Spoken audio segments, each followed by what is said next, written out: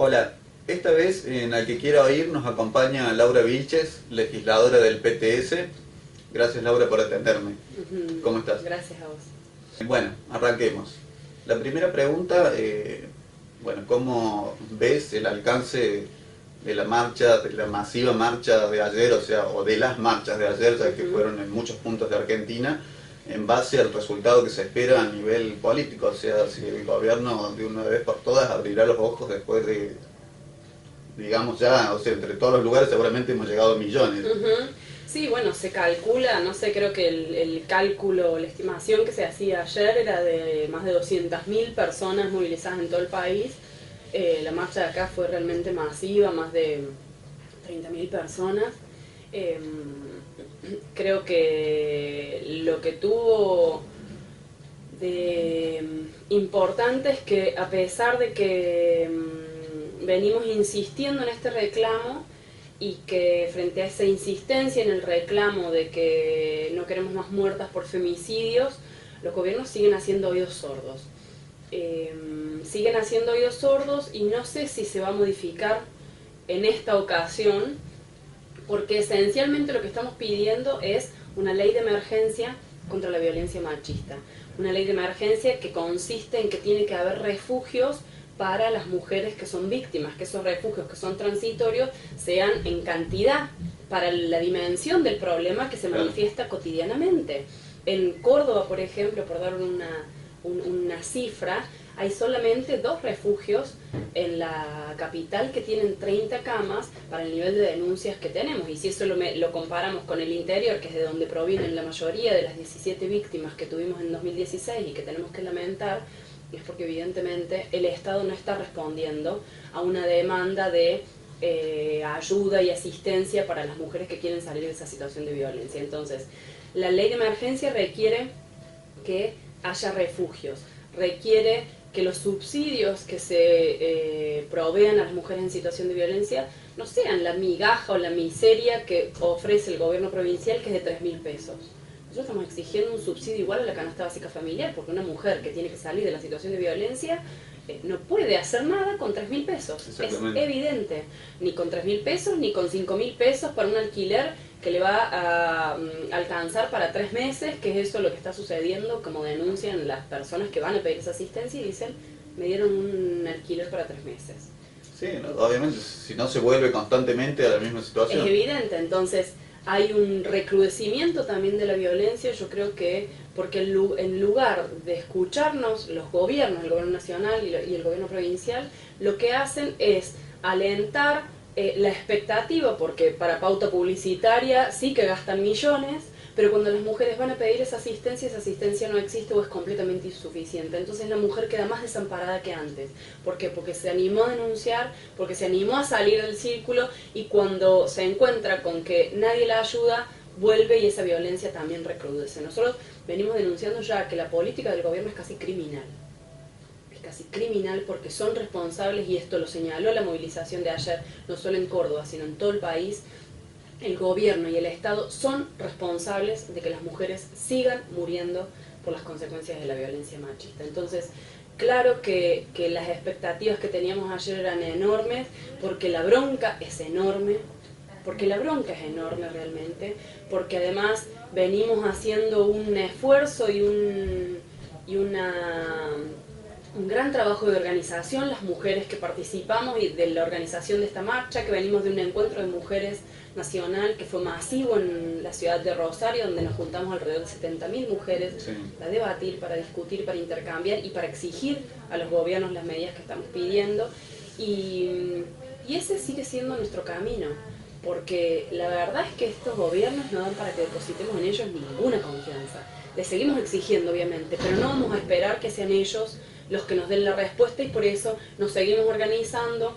Hemos llevado a cabo en muchos lugares de trabajo y de estudio comisiones de mujeres para no solo reclamar por nuestros derechos en esas instancias, en las escuelas, en las universidades, en los lugares de trabajo, sino además para contenernos y apoyarnos entre nosotras y permitirnos salir de estas situaciones de violencia y tratar sobre todo de evitar que lleguen al último punto o al punto más crítico, que es cuando ya existe violencia física y donde ya existe golpe y donde de algún modo podemos pensar que se está más cerca del femicidio, y ese es el camino que creemos, combinado, como también creo que se expresó ayer, y por tu pregunta sobre las expectativas de la movilización, combinado con que necesitamos que nuestros compañeros varones se sumen a esta pelea también, porque no es una pelea solo de mujeres, Seguro. sino que el problema del machismo es social, es estructural y es profundo, y cabe que nuestros compañeros se cuestionen a sí mismos sobre su propio machismo,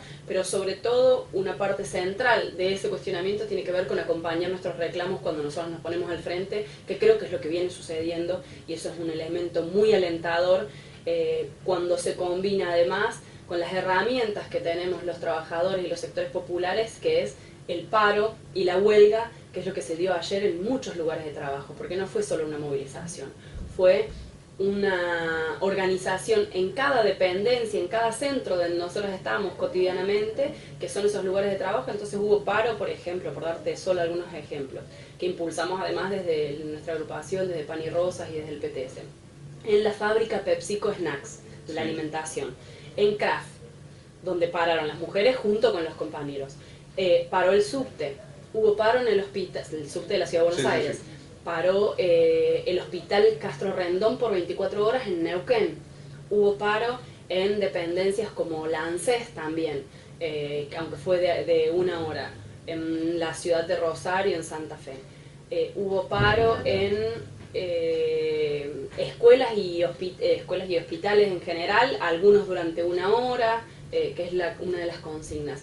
Pero desde ahí le exigimos a las centrales sindicales a nivel provincial, porque estaban haciendo efectivamente un paro por paritarias y por contra el recorte jubilatorio y el cálculo en el haber jubilatorio, les exigimos que tomaran como demanda central.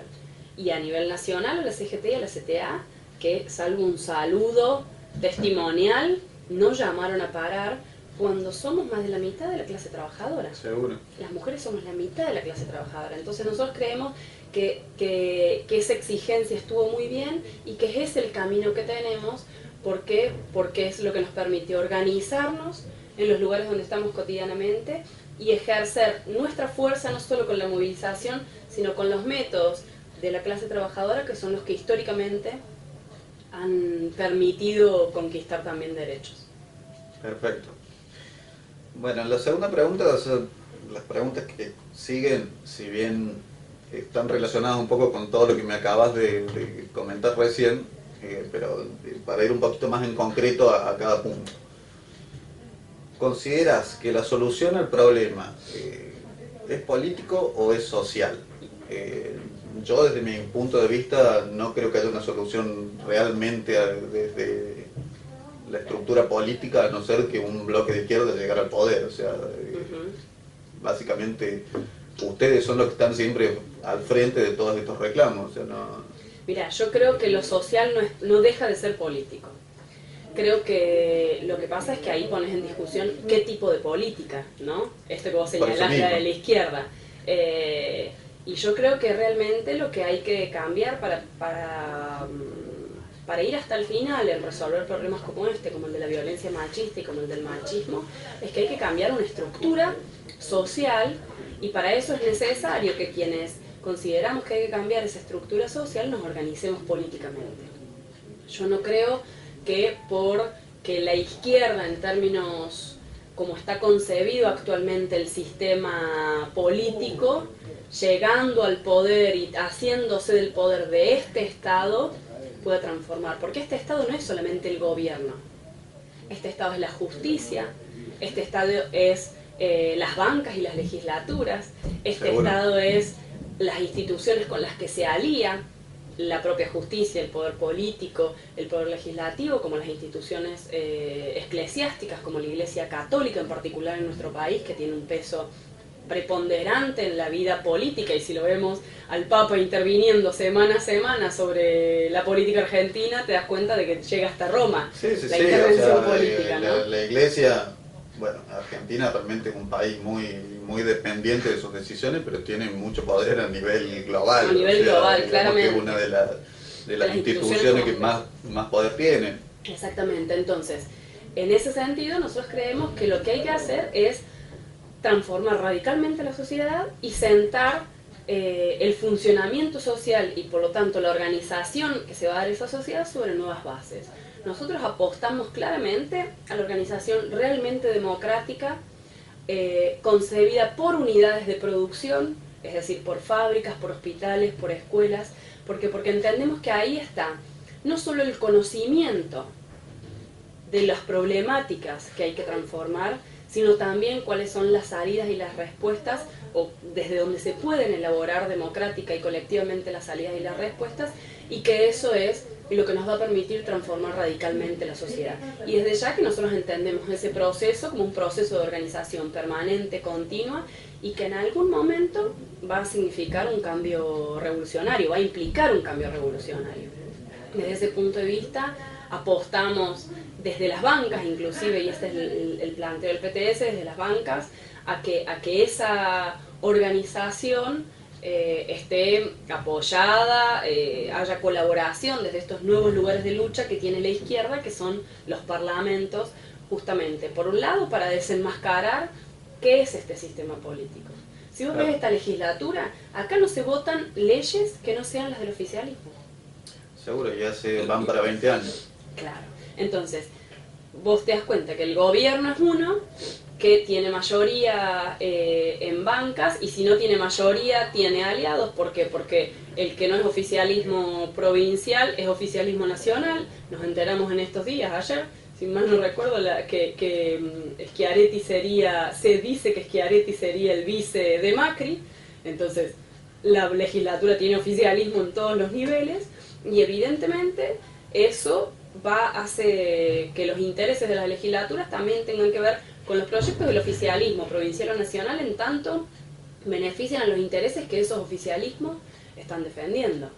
En el caso del gobierno de Macri es claro que quienes integran su gabinete son empresarios, gerentes, y que vienen del sector empresarial, del sector capitalista. En el caso del gobierno de Schiaretti también es así, aunque bajo el velo del peronismo que siempre se dice popular, pero si uno ve los intereses de quienes se privilegian en nuestra provincia son los productores sojeros y lo que se llama el campo, que es el agronegocio, se beneficia a la especulación inmobiliaria. Hemos visto en los últimos años cómo han crecido exponencialmente todos esos proyectos de torres que después quedan vacías porque los trabajadores cada vez tenemos menos salario, entonces es imposible acceder a esos inmuebles que están construidos en función de la especulación inmobiliaria, porque las acciones de esas empresas después cotizan en bolsa. Bueno, es lo que ocurrió a nivel mundial, que terminó en el estallido de la crisis del 2008.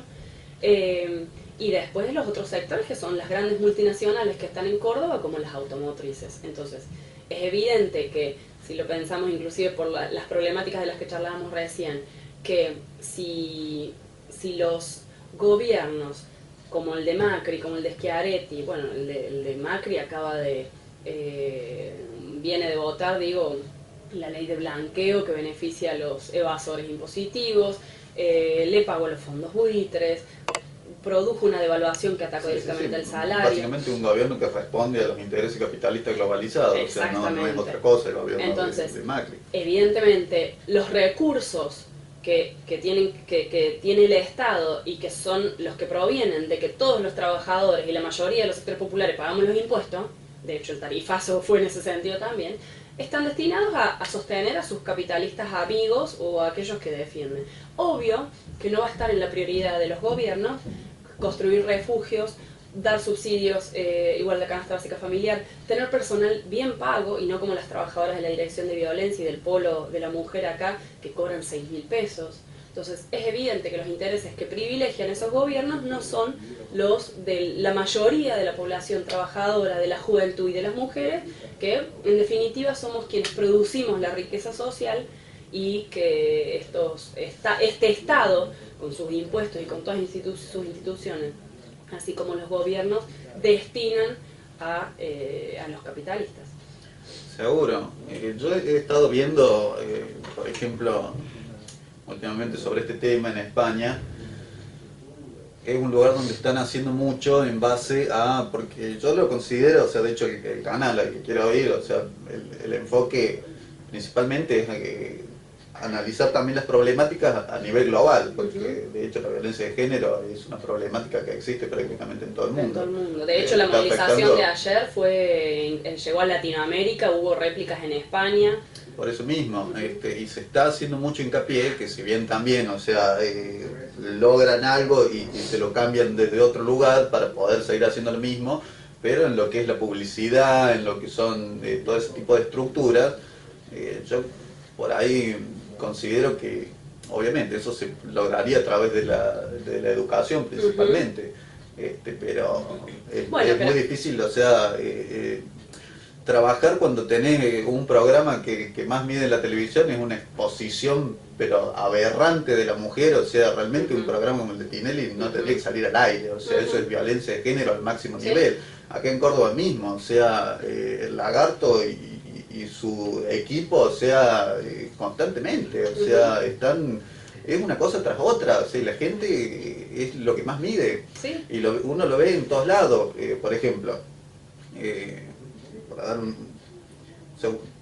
no quiero nombrar directamente para pero en ciertos grupos sociales que uno se maneja, vos lo ves ayer, por ejemplo, salen todos a sacarse una foto con un cartel de ni una menos o postean y después se la pasan poniendo en WhatsApp todas esas fotos que directamente son una aberración hacia lo que es el concepto de la mujer y totalmente machistas, o se la pasan escuchando música como el reggaetón, que realmente, o sea, esas cosas tendrían que estar un poco más controladas, considero yo. Mira, yo creo que hay una parte que es que puede ser el control de ese tipo de mensajes, que también, visto desde un punto de vista capitalista y empresarial, Tinelli existe porque Tinelli vende, ¿no? Exactamente, o sea, obviamente el capitalismo yo considero que está atrás de todo. Claro, y de alguna manera vende, ¿por qué? Porque sigue siendo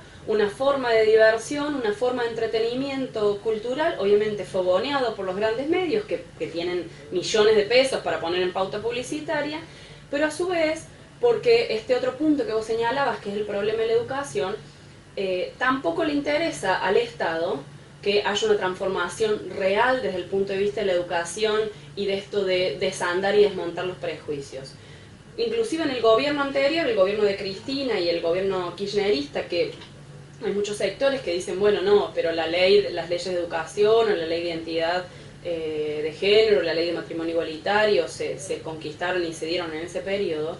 La ley de educación sexual integral, por ejemplo, tiene un artículo, que es el artículo 5, que dice que todo el contenido de la ley de educación sexual integral, que tiene realmente un contenido muy progresivo y que trata y apunta a desmantelar esos prejuicios que harían que de repente un Tinelli no vendería más, sino que uno apagaría la pantalla del televisor o cambiaría de canal. Exactamente. Que todos esos contenidos de esa ley se adecuarán de acuerdo al ideario institucional. Es decir, que a través de ese artículo se le permite todavía la injerencia a un sector reaccionario que lo que hace es asentar esos prejuicios, que es la Iglesia Católica y todas esas instituciones. Cuando el Estado decide destinar recursos para seguir sosteniendo la educación privada católica, y no que los fieles que creen realmente en esa visión del mundo sean quienes sostengan su culto, sostengan su educación, sino que es el Estado, que se supone es laico, el que lo sostiene de manera económica, evidentemente está garantizando que los prejuicios que ponen a la mujer en un rol, que es el de madre y virgen, o directamente el del objeto sexual vendible para consumo masculino, evidentemente están fortaleciendo esos discursos estigmatizantes y degradantes de la mujer. Entonces, yo creo que hay una responsabilidad individual, hay una responsabilidad personal de cada sujeto, de cada individuo. Ahora, hay una responsabilidad estatal, hay instituciones que son las que garantizan que todo ese machismo se reproduzca y lo alientan de múltiples maneras, en las fábricas o en los lugares de trabajo. Cuando las mujeres cobramos menos que nuestros compañeros varones haciendo la misma tarea, Sucede en las fábricas, por ejemplo, que las mujeres no pueden ascender de categoría porque no se les permite pasar, eso ocurre en las automotrices de acá, porque no se les permite pasar por todo el circuito productivo, por lo tanto no cumplen el requisito para ascender de categoría. Claro. Cuando las fábricas mantienen esa división, están garantizando la discriminación de las mujeres.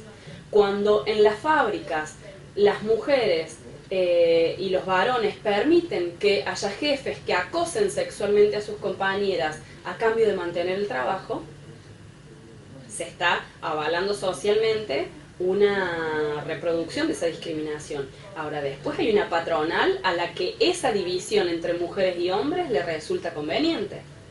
Porque si se da lo que se dio ayer de las mujeres y los varones organizados para atacar esa violencia, evidentemente la que pierde es la patronal, porque el jefe o el gerente están ahí para hacer aumentar al obrero el ritmo de producción con beneficio de la patronal.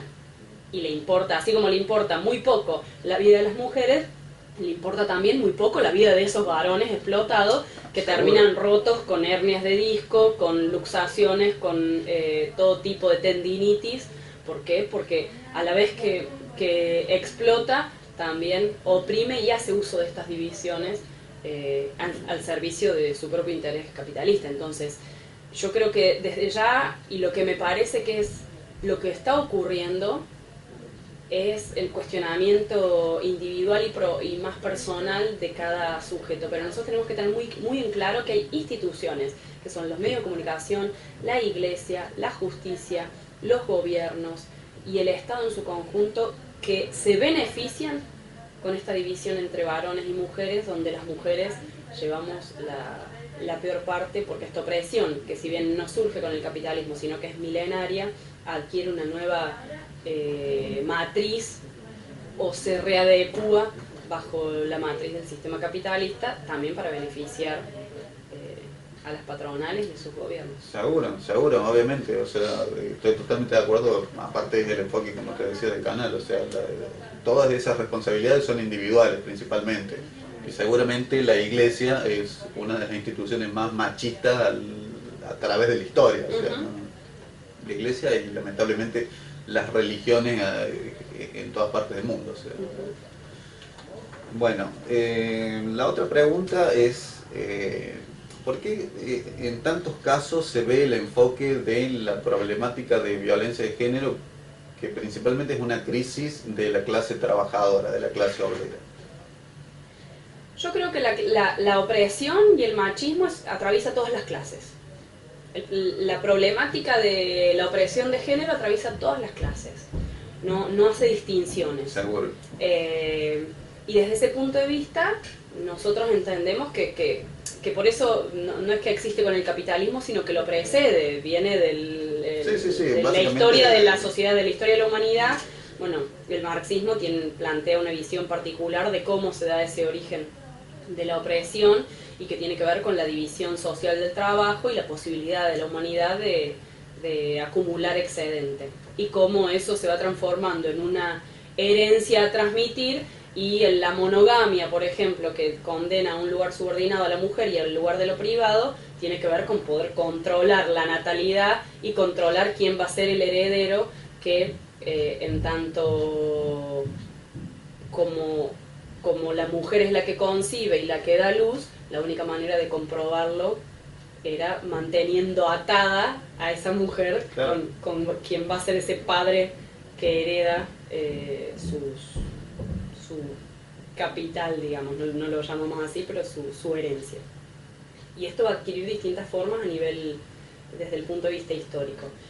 Lo que se da en este momento es que bajo el capitalismo, esa opresión que atraviesa todas las clases adquiere una dimensión particular y particularmente masiva y brutalmente violenta entre las clases trabajadoras y los sectores populares. ¿Por qué? Porque que las mujeres y los niños sean el 75% de los pobres a nivel mundial marca una diferencia de clase. ¿Por qué? Porque todas las mujeres, por ejemplo, tienen prohibido la decisión sobre su propio cuerpo y la decisión de la interrupción de un embarazo. Lo tenemos en la Argentina y en la mayoría de los países del mundo lo tenemos prohibido, está ilegalizado y está penalizado en muchos países, como nuestro país. Entonces, todas tenemos prohibido ese derecho. Sin embargo, las mujeres no dejamos de decidir y, por ejemplo, en nuestro país se realizan 500.000 abortos por año. Ahora, quienes no tienen recursos para pagar en una clínica privada que hace el aborto en condiciones de salubridad, tiene menos riesgos de morir que aquella mujer que se lo hace sin recursos, que probablemente usa métodos muy inseguros, caseros, que vienen de tradición oral antigua y viejísima, en condiciones de insalubridad. Sí, entonces, que evidentemente esas son las mujeres que están en la lista de las que mueren anualmente por las consecuencias de los abortos clandestinos o que pagan con su vida. Todas lo tenemos prohibido. Sin embargo, las que mueren son aquellas de los sectores populares o de que vienen de la clase trabajadora y esencialmente son jóvenes. Entonces, evidentemente, la problemática de género atraviesa todas las clases, pero se manifiesta brutalmente entre las trabajadoras. En el caso de una mujer de una clase pudiente, de la clase capitalista, una empresaria, tiene la posibilidad, por ejemplo, de deshacerse o de liberarse de las tareas domésticas, como contratando una mucama. Contratando una mujer que le cuide a sus niños y que oficie de niñera y que sea parte de la educación de sus hijos. La mujer de los sectores populares no, trabaja, probablemente trabaja 12, 14 horas porque además está en negro o precarizada, y es decir que tiene un salario miserable que no le alcanza para llegar a fin de mes, y cuando vuelve a su casa además tiene la segunda parte de su jornada, lo que llamamos la doble jornada laboral, que es hacerse cargo de los hijos, de la ropa, de la cocina, del que hagan la tarea, inclusive de tener la comida lista para el marido, que bajo una concepción machista le exige que sea ella la que se ocupe de todo. Entonces, es evidente que que la opresión se manifiesta en lo laboral también más brutalmente con las mujeres trabajadoras que no pueden liberarse de esa segunda jornada laboral. En el caso de las jóvenes pobres, son aquellas que están, por justamente su situación de vulnerabilidad, más expuestas a las redes de trata, que bajo el engaño de una promesa laboral son secuestradas para la explotación sexual, que es el segundo negocio más importante a nivel mundial, ilegal.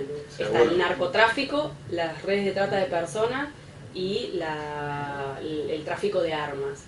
Es brutal que sobre la pobreza y la miseria de las mujeres y las niñas se monte una red de negocios capitalistas con complicidad obviamente de la policía, de la justicia, de los gobiernos, porque es imposible que si yo tengo que trasladar mujeres y niñas de un lugar a otro, dentro de un país o atravesando fronteras, las gendarmerías, las policías provinciales y las fuerzas de seguridad no tengan nada que ver, ¿no? Entonces, esa es la visión que tenemos desde el marxismo y es la visión que sostenemos desde Pan y Rosas y el PTS con respecto al doble cruce que hay entre opresión y explotación. Seguro, obviamente es así, pero yo lo que veo es que seguramente, o sea, vos tenés los conceptos muy claros, pero muchas personas no lo tienen tan claro. Entonces, yo lo que noto por ahí es que se genera como una cierta violencia entre clases a través de muchas personas. O sea, lo he notado ahora principalmente, hice un par de videos respecto al tema, lo subí a internet y por ahí en las redes sociales ves que mucha gente no logra discernir esto que vos me acabas de expresar. Es como que lo toman concretamente como que, bueno, o sea, si tenés plata, bueno, no importa que te maten a palos, o sea, eso es por ahí lo que yo estoy notando. Y está bien, obviamente, seguramente una persona que tiene plata tiene todas esas ventajas, tanto la mujer como el hombre, claro, si tenés plata, pero en los sectores altos, principalmente, no estamos hablando de una clase media alta, sino en los sectores altos, La violencia económica es brutal también porque prácticamente la mujer, si bien tiene todas esas ventajas, no maneja efectivo, o sea, en la mayoría de los casos, y la violencia física es tremenda también.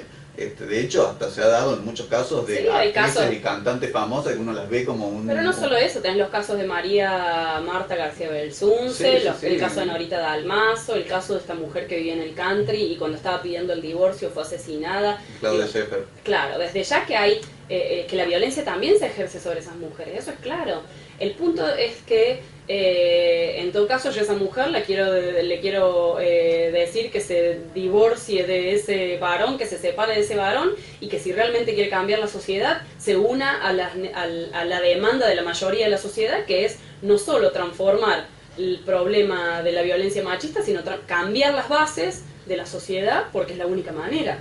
Yo dudo que esa mujer, si realmente tiene una concepción de clase y está convencida de que está muy bien, que a ella le pegará el marido, pero que los negros y las negras que laburan está muy bien que trabajen porque para eso nacieron, mientras yo me voy de viaje y de vacaciones. No, Entonces, yo desde ya que esa mujer trataremos de convencerla de que su salida y de que si realmente quiere optar por la liberación de las mujeres es unirse a todas esas mujeres de la clase trabajadora que son las que tienen la posibilidad, por el lugar que ocupan en la producción, de transformar la sociedad con sus métodos, con la huelga, no solo parcial, sino general. Está bien, perfecto. Y la Bueno, te hago una consulta de, justamente vos tocaste el tema recién, el tema del aborto legal, libre, gratuito y en hospitales. O sea, obviamente a mí me parece fantástico que se pudiera dar de esa manera. Pero el tema de la palabra libre, para que se entienda, o sea, ¿en qué casos o en cualquier caso es el planteo? Nosotros estamos por el aborto en todos los casos.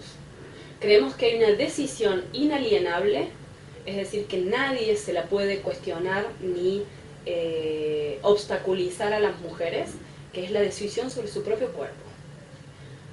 Si vos te pones a pensar, los varones no tienen legislado su cuerpo. Nadie les impide hacer nada que no quieran hacer con su propio cuerpo. Las mujeres sí. Bueno, entonces ahí evidentemente hay una intromisión en una libertad que es individual, es mía, y que el hecho de que esté ilegalizado no me impide a mí decidir sobre mi propio cuerpo. Porque las mujeres deciden y de hecho se realizan 500.000 abortos al año en nuestro país, por hablar solo de las cifras de la Argentina. Es decir, que las mujeres decidimos.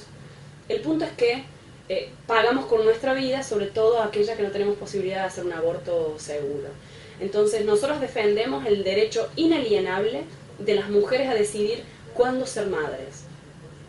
¿Por qué? Porque las mujeres deciden por todo tipo de causa, ya sea porque no tienen las condiciones económicas para hacerse cargo en este momento en particular de un hijo, porque tienen proyectos personales como terminar una carrera universitaria o un desafío laboral. ¿Por qué? Porque la pareja de quien quedaron embarazadas no es la pareja con quien quieren construir ese proyecto de maternidad, porque falló el método anticonceptivo, porque fue violada, porque fue abusada, porque fue de alguna manera violentada a tener una relación sexual que termina con un embarazo. Es decir, las mujeres deciden por múltiples causas cuándo ser madres y cuándo no ser madres. Y que lo decidan, que ahora decidan interrumpir un embarazo no significa que no quieran ser madres, quizás lo están decidiendo para otro momento de sus vidas. El punto es que la elección de la maternidad, que implica una decisión de tiempo, de dedicación, que transforma la vida de hombres y mujeres, pero esencialmente de las mujeres, porque son sobre quienes recae esa mayores tareas, porque se entiende naturalmente, que no es natural, sino que es social, es construido socialmente, lo que hablábamos antes, que se tiene que hacer cargo de los niños, realmente tienen que tener todas las posibilidades de decidir esa maternidad, independientemente de la causa por la que lo decidan. Entonces nosotros defendemos ese derecho inalienable de las mujeres a decidirlo, y que eso esté garantizado por el Estado, que sea gratuito y que sea seguro, como vos decías, en los hospitales públicos. Hace poco salió una nota de un médico, una obstetra, en un diario, en uno de los diarios de principal tirada acá en Córdoba, que justamente planteaba el problema de la maternidad y que hay un prejuicio que se construye alrededor de las mujeres que deciden abortar sobre los supuestos traumas con los que queda esa mujer que abortó, ¿no? Que en primer lugar tienen que ver con un prejuicio social, porque si estuviese garantizado que es una libertad de la mujer hacerlo, no habría ningún problema, se lo tomaría como una decisión como cualquier otra en las decisiones vitales de una persona. Pero por otro lado, se hace una pregunta interesante este obstetra, que es, nadie sigue cómo continúa la vida de las mujeres que tuvieron que hacerse cargo de un hijo al que no tenían proyectado. Y entonces, ¿cuáles fueron todas las dificultades que esas mujeres enfrentaron? ¿Cuáles fueron todos los traumas, desde económicos, sociales, personales? Por ejemplo, una mujer que queda embarazada de una pareja que la violenta.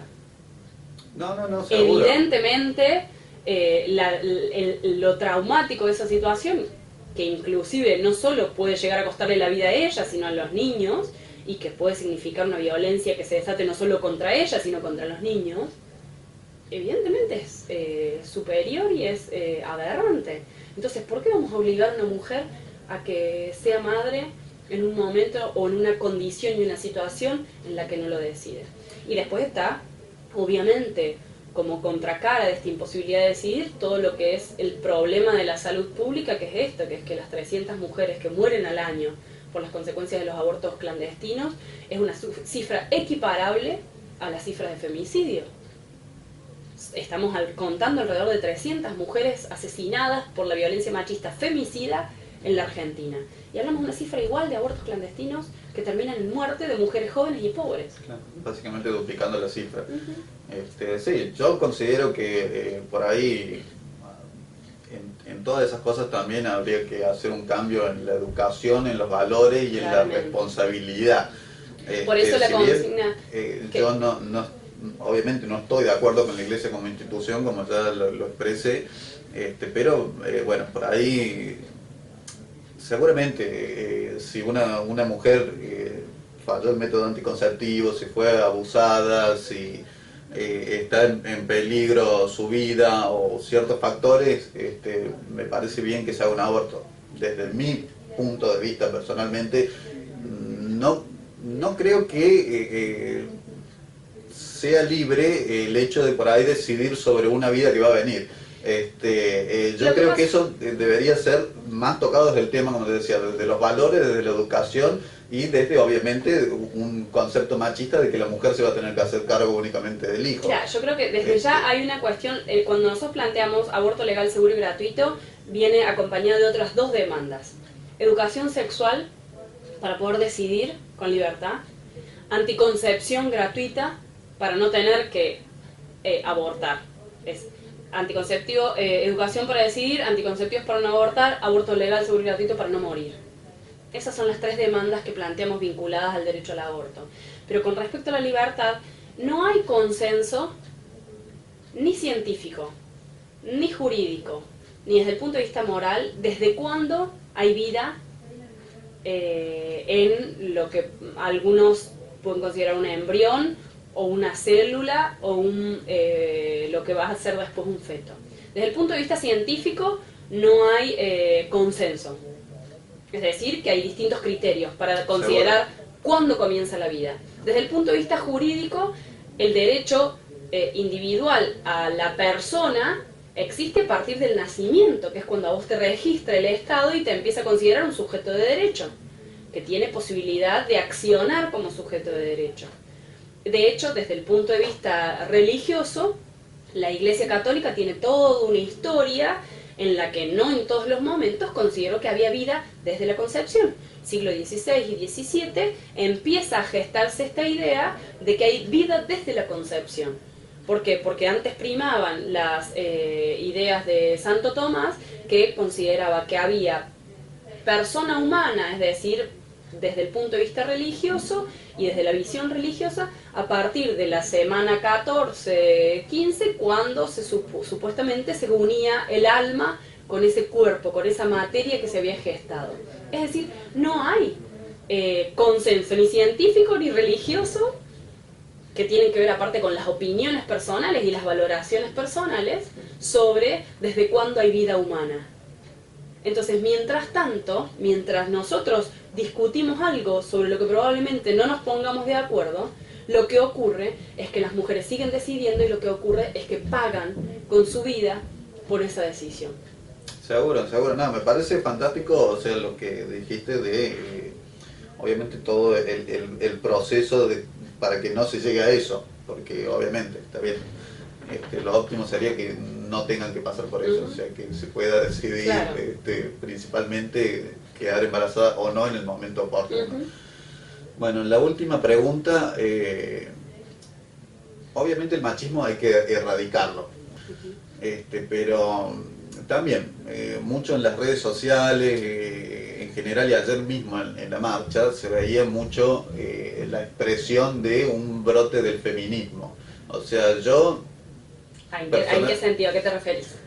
claro, o sea, yo personalmente creo que, o sea, si bien el machismo obviamente hay que erradicarlo, por ahí no estoy diciendo que ustedes lo fomenten, pero desde muchos grupos se ve como un fomento del feminismo. O sea, yo creo que en realidad lo que tendría que haber es más un planteo de una equidad de género, o sea, ni una cosa ni la otra. Es que el feminismo es eso. El feminismo es la lucha por la igualdad. El machismo es la imposición de una ideología opresiva. El feminismo es históricamente la lucha por la igualdad.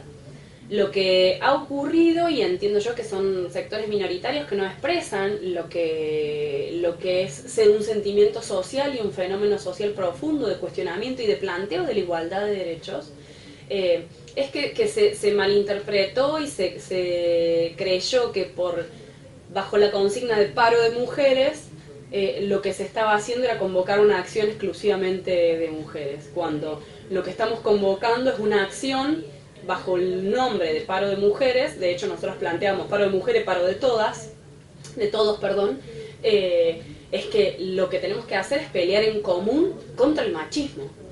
Y en ese sentido creo que ayer había muchos varones y muchas mujeres feministas desde el punto de vista de plantear la igualdad. El feminismo, ojo que también se le hace mala prensa, y de hecho han surgido campañas en las redes y mediáticas, ayer sin ir más lejos, en un diario cordobés de menor tirada, pero que viene sacando una serie de notas contra los encuentros de mujeres, contra las movilizaciones de las mujeres, contra la organización de las mujeres, discutía esta convocatoria discutiendo contra las supuestas feminazis, que es una forma de desprestigiar una lucha genuina con la que coinciden varones y mujeres.